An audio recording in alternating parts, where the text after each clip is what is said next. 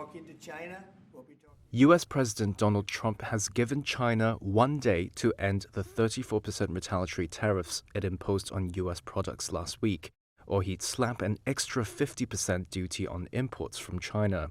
It's an escalation in a trade war that has sent global markets into a downward spiral and stoked fears a recession is around the corner. Trump gave his ultimatum to China at the White House on Monday. If that tariff isn't removed by tomorrow at 12 o'clock, we're putting a 50% tariff on above the tariffs that we put on. So they've gone for years. They've become a rich country because of people, again, that were in the White House that allowed this to happen. Hundreds of billions of dollars a year they'd make on us on trade, and it shouldn't be that way. Trump's long-promised round of global retaliatory tariffs were announced last week, with some rates as high as 50%. He has said they will help the U.S. recapture an industrial base that has withered over decades of trade liberalization. On Monday, administration officials said dozens of countries had reached out to Washington in hopes of heading off the tariffs before they take effect Wednesday. However, Trump said he has no plans to suspend tariffs during negotiations. Would you be open to a pause in tariffs to allow for negotiations? Well, we're not looking at that. We have many countries that are coming to negotiate deals with us, and they're going to be fair deals. Beijing has responded with anger to Trump's latest threat.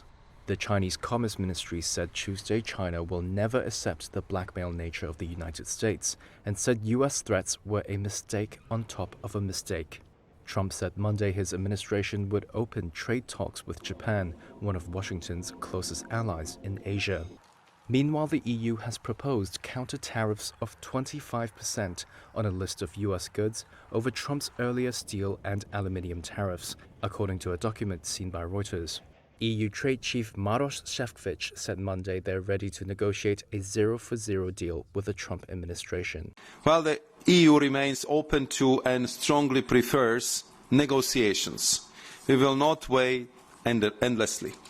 The 27-member EU bloc is struggling with tariffs already in place on autos and metals. It also faces a 20% tariff on other products on Wednesday. And Trump has threatened to slap tariffs on alcoholic drinks from the EU.